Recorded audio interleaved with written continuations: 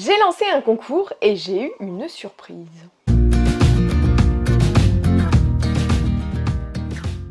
En avril, vous avez atteint le nombre de 30 000 abonnés à ma chaîne et pour ça j'ai envie de vous dire un grand merci pour votre soutien et votre fidélité depuis 2 ans que la chaîne existe maintenant. J'ai eu envie de le fêter avec mes abonnés à la lettre du mercredi et d'offrir de jolis cadeaux pour l'occasion. Si vous n'êtes pas encore abonné à la lettre d'ailleurs, il est toujours temps de le faire. Vous pouvez cliquer sur le premier lien dans la description de cette vidéo. Le principe du concours, c'était assez simple. Il fallait faire un projet upcycling, c'est-à-dire c'est un projet de recyclage où on va utiliser un objet et on va en faire quelque chose d'autre qui a une nouvelle vie, une nouvelle utilisation. Et puis je demandais une photo avant, après, parce que le but c'est de vous partager après toutes les créations qui m'ont été envoyées.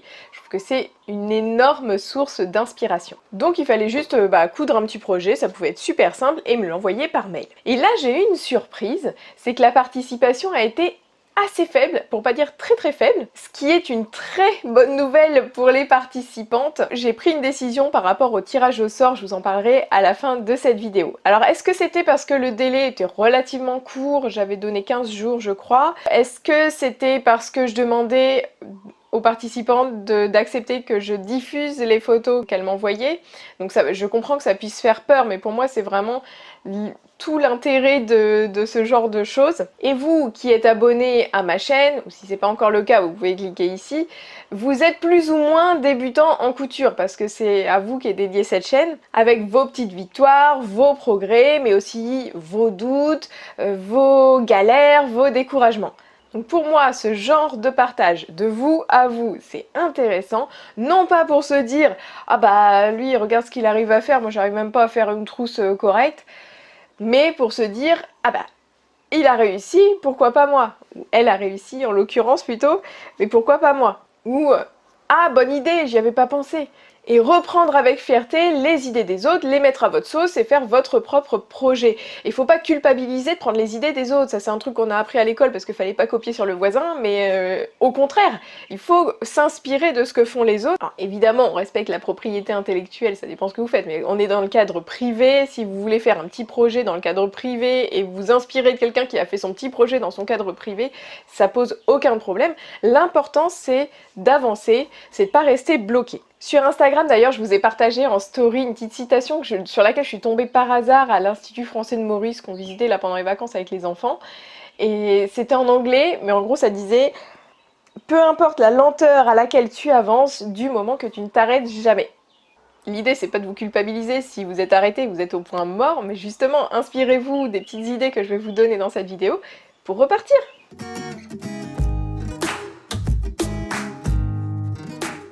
Le premier projet, c'est celui de Prunelle qui a décidé de faire à partir d'une chemise un sac à vrac. Elle va s'en servir pour mettre ses chaussures dans sa valise quand elle part en voyage. On peut aussi s'en servir comme sac à linge sale, on peut faire tout ce qu'on veut. Elle a trouvé une cordelette au fond d'un tiroir et donc c'est un projet complètement reuse. Alors c'est intéressant pour vous qui commencez la couture. Pour moi, c'est le premier projet que vous pouvez faire quand vous commencez la couture. Et alors voilà, je vous lis un petit peu ce qu'elle me dit parce qu'on a vraiment l'impression qu'elle est en train d'expérimenter vraiment au tout début de son parcours en couture. Et c'est intéressant, c'est encourageant aussi pour vous qui me regardez et qui commencez. Alors elle dit « Merci pour vos vidéos car je ne suis pas du tout patiente et grâce à vos explications j'ai réussi à peu près du premier coup. J'ai tenté de surfiler, cela m'a permis de tester et comprendre les écartements et où bien positionner le tissu. De toute façon, c'est à l'intérieur, personne ne le sait. Alors ça, c'est une bonne philosophie à adopter au début pour se décomplexer et ne pas viser la perfection dès le début. Et elle dit que jusqu'à présent, elle n'avait fait que les chaussettes et les petites décorations de Noël. Donc bravo Prunelle, merci pour ta participation.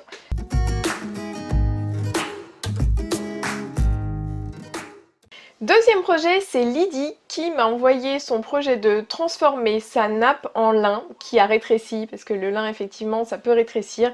Donc c'est une nappe qui ne couvre plus sa table et par contre c'est du joli lin, donc là on peut en faire pas mal de petits projets. Elle a décidé d'en faire un sac à sac, parce qu'effectivement on est en train de faire disparaître les sacs en plastique, mais il en reste quand même encore, on en prend notamment des fois aux fruits et légumes, etc. C'est très simple à faire, vous avez juste à prendre un petit rectangle, vous en faites un tube. Et puis vous allez mettre un élastique en haut, un élastique en bas. On met les sacs par le haut et on les récupère par le bas. Elle a mis une petite anse. Bravo Lydie pour ce projet. Et pour l'idée, parce que vous êtes plusieurs à m'avoir parlé de ce genre d'idée.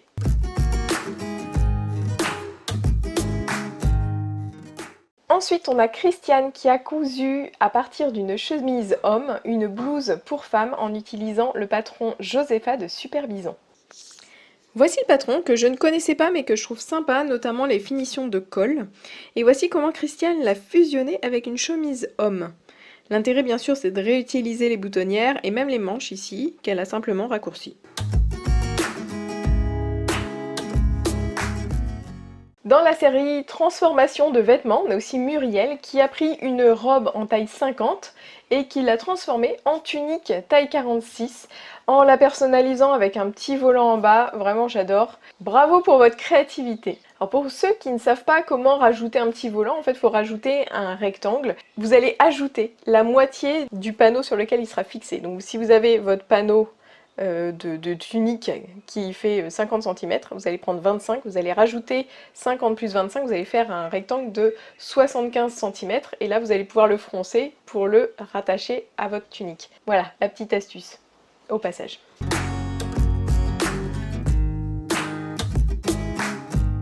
On a aussi Christine qui a voulu utiliser une ancienne nappe qu'elle avait utilisée à Noël et elle l'a transformée en robe. Vous allez voir la transformation, c'est incroyable, c'est super chouette ce qu'elle a fait avec cette nappe. Bravo Christine.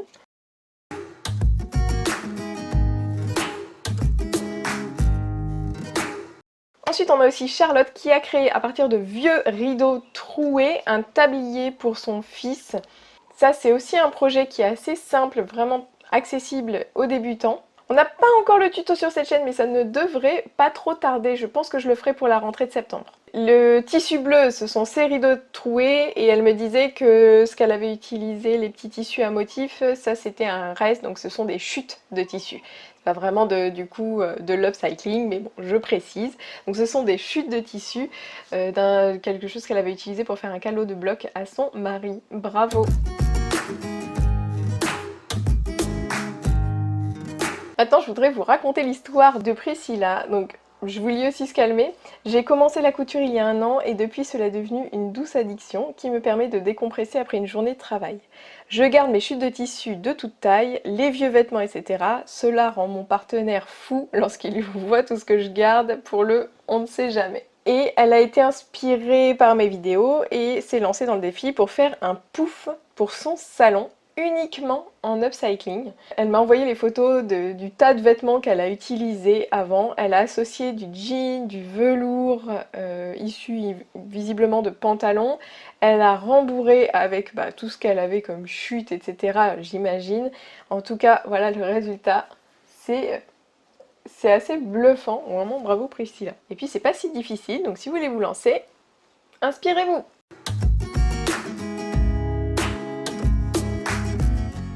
Et enfin, il y a Annie G qui m'a envoyé carrément un fichier PDF avec les photos des choses qu'elle a transformées. Elle raconte aussi dans son PDF son cheminement. Elle est partie d'une housse de couette, donc 2 grands rectangles. Elle a fait 3 sacs panières grâce au tuto de Sophie de la cabane à coudre. Elle dit que le thermocollant rigide qu'elle a acheté est devenu tout mou après un lavage. Alors à mon avis, pour éviter ce problème, dans le cas des sacs, il vaut mieux les laver en surface uniquement. Elle dit que coudre les 3 était assez laborieux, elle s'y est prise petit à petit et ça s'est bien passé. Toujours d'une housse de couette, elle a fait une pochette à barrettes d'après le tuto de Julien de couture enfant et tricot débutant. Et avec les draps et housses tachées, elle a aussi coupé des rectangles pour faire des torchons. On n'y pense pas assez, c'est si simple et le coton des draps plats s'y prête parfaitement. Elle a aussi fait des chouchous dont vous retrouverez le tuto sur cette chaîne. Et enfin, elle parle de projets qu'elle a fait avant ce défi. Ça fait des inspirations en plus pour nous. Donc il y a une trousse dans un vieux pantalon, toujours avec un tuto de couture enfant tricot débutant. Et elle a fait de nombreuses pochettes à pression. Ça, il faut y penser parce que c'est des projets très simples et qu'on peut utiliser il y a plein d'utilisations possibles pour des ciseaux, pour les aiguilles à tricoter, pour protéger son fer à repasser. Là, on retrouve le fameux sac à vrac. Pour la cordelette, elle a fait une tresse avec des restes de fil à crochet. C'est une astuce. Et enfin, une housse de traversin a été transformée en housse de scanner, tout simplement pour le protéger de la poussière. Et puis, elle garde toutes les chutes, j'ai l'impression, dans un grand sac, comme Priscilla. Ça me rappelle un petit peu quelque chose. Si ces projets vous ont inspiré, eh bien je vous invite à féliciter les personnes qui ont bien voulu participer en écrivant un petit commentaire en dessous de cette vidéo. Vous pouvez aussi mettre un petit pouce. Et maintenant, c'est l'heure du tirage au sort pour savoir qui a gagné quoi. Parce qu'en fait, j'ai décidé de faire gagner toutes les participantes. Elles sont 8. Moi, j'avais prévu 5 cadeaux. Franchement, j'ai pas envie de choisir. Donc, j'ai 2 bons d'achat chez ma petite mercerie de 20 €. Là, pour ça, je vais faire un tirage au sort. Pour les autres, vous aurez toutes gagné en lot de consolation, mais quand même sympa, un patron PDF au choix que je vous offre. Donc vous allez m'envoyer un mail avec votre choix et le cadeau arrivera dans votre boîte mail. Donc allons-y, j'ai fait à l'ancienne des petits papiers et je vais tirer au sort les petits papiers dans mon chapeau. Chapeau qui me donne beaucoup de fil à retordre en ce moment. J'essaye de faire un bob, mon bob idéal et franchement je galère. Je vais bientôt faire une vidéo là-dessus parce que vraiment c'est incroyable. Abonnez-vous d'ailleurs pour suivre les prochaines vidéos de cette chaîne. Donc je prends mon projet de bob qui sera parfait pour faire un tirage au sort, à défaut d'être porté.